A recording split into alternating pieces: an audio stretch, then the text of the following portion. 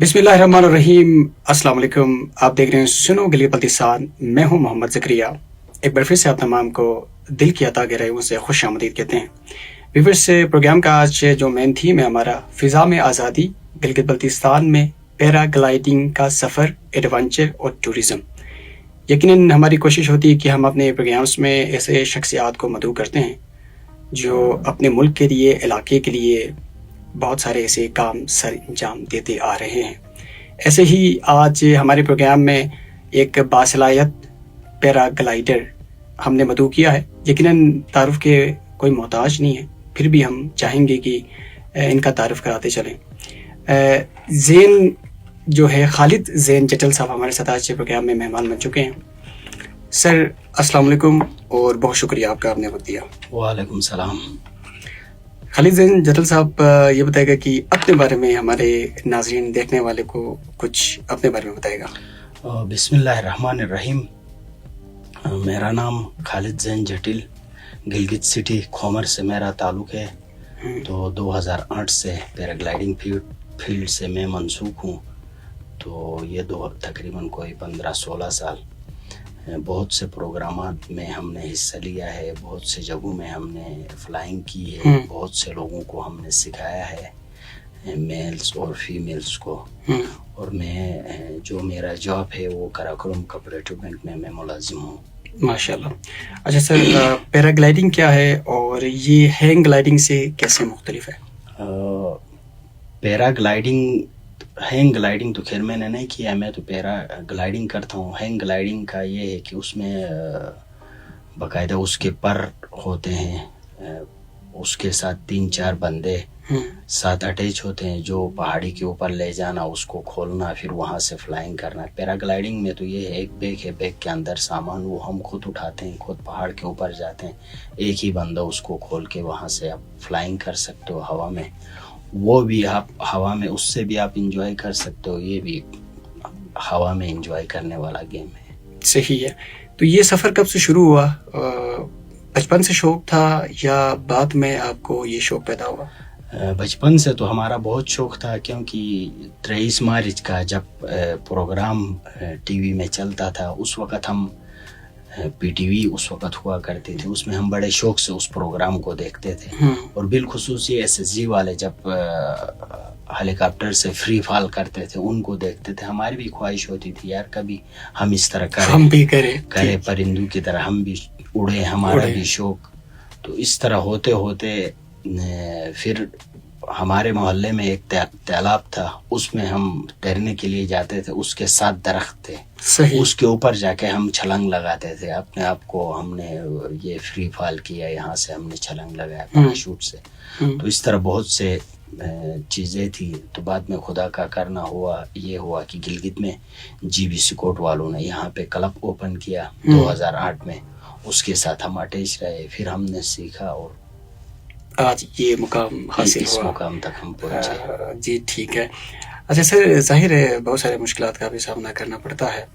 تو پیراگلائڈنگ کے لیے کن بنیادی صلاحیتوں کو جو ہے صلاحیتوں کی ضرورت ہوتی ہے؟ پیراگلائڈنگ میں تو یہ ہے کہ بعض جو ٹیچر ہوتے ہیں وہ اپنے بچوں کو سکھاتے ہیں.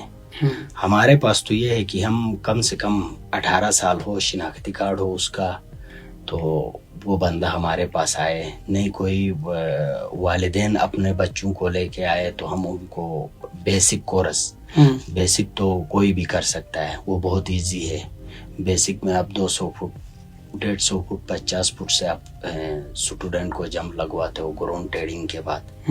تو ہائی فلائنگ کے لیے پرمیشن کی ضرورت ہوتی ہے. اگر بندے کے پاس شناختی کارڈ ہے تو وہ پھر ڈسکلیمر فارم پہ خود سائن کرتا ہے. سائن کرنے کے بعد وہ سیکھ جاتا ہے، کیونکہ یہ رسک والا گیم ہے، کچھ بھی ہو سکتا ہے. ایسا ہی ہے. آپ کے ظاہر ہے فیملی کے جانب سے آپ کو یہ منع کیا گیا ہو یا ایک آپ نے خود فرمایا کہ بڑا رسکی کام ہے، ظاہر ہے کچھ بھی ہو سکتا ہے نا. تو آپ اپنے بارے میں یہ بتائے گا کہ فیملی کی جانب سے آپ کو پرمیشن تھی یا آپ کی اپنی اس میں مرضی شامل تھی؟ تو میری اپنی مرضی تھی. تو والد صاحب بھی کہا تو والد صاحب نے کچھ نہیں, والدہ منع کرتی تھی کہ آپ ایسی چیزوں میں نہ جائیں جس کی وجہ سے آپ کو نقصان ہو. بہت سے رشتہ دار تھے وہ بھی مجھے اس سے روکتے تھے, لیکن پھر جب پروگرام ہوتا تو میں کسی کو نہیں, وہ سٹی پارک میں جا کے گراؤنڈ میں ہم پریکٹس کرتے ہیں کہ وہاں پہ ہم کرتے تھے.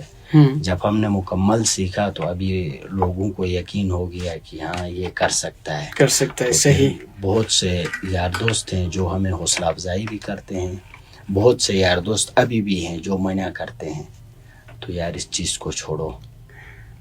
کتنا وقت لگا آپ کو ایسے اس سٹیج میں پہنچنے کے لیے؟ کون کون سے ایسے آپ نے مشکلات دیکھی, کون کون سے ایسے مراحل سے آپ گزرے سر؟ بہت سے مشکلات کے سامنے سے ہم گزرے یہاں تک پہنچنے کے لیے.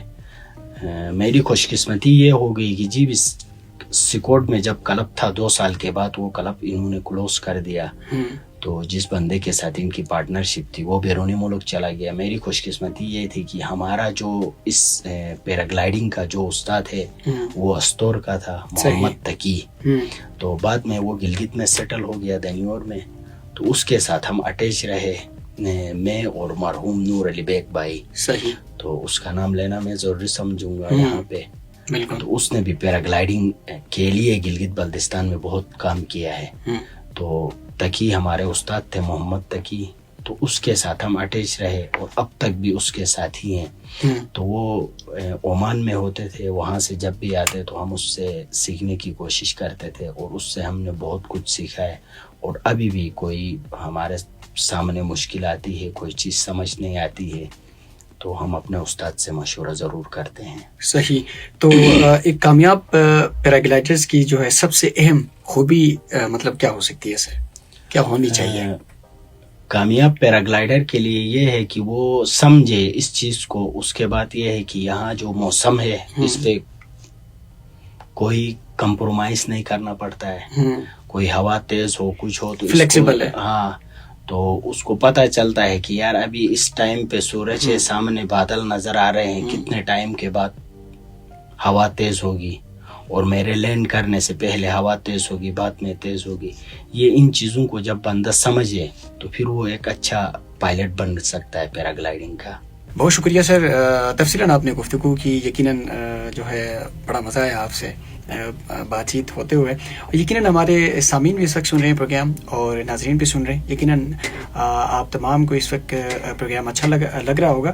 ہمارے ساتھ ایک بار پھر سے میں کہنا چاہوں گا کہ خالد زین جٹل صاحب ہمارے ساتھ موجود ہیں اور ایک پیراگلائڈر ہیں اور 16 سال سے یہ گلگت بلتستان علاقہ پاکستان کے لیے جو ہے وہ سرو کر رہے ہیں. یقیناً ان کی بڑی خدمات ہیں. تو ایک اور اسی کے ساتھ ساتھ ایک اور پروگرام میں آپ تمام کے خدمت میں حاضر ہوں گے. مجھے دیجیے گا اجازت, اللہ نے کے بعد.